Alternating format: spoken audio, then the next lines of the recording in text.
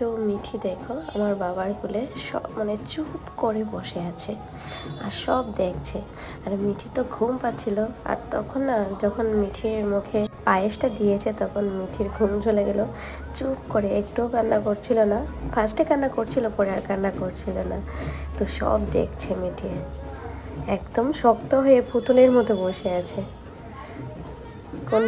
কোনো রিয়েকশন নেই, কোনো কিছু নেই।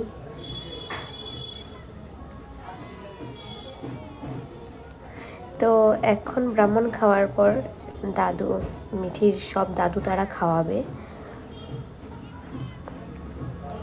তারপর বাড়ির সবাই একে একে খাওয়াবে, ঠাম্মা দিদা, তারপর আমরা সবাই বাড়িতে যারা আছে সবাই খাওয়াবে, এটাই আমাদের নিয়ম। তো এখন আমার শ্বশুরমশাই উঠছে মিঠিকে খাওয়ানোর জন্য। আমার শ্বশুরমশাই খাওয়ানোর পর আমার জ্যাঠা শ্বশুর খাইয়েছিল, তারপর আমার বাবা খাইয়েছিল, তারপর আমার মাসি, শাশুড়ি মা, আমরা সবাই মিলে খাইয়েছিলাম।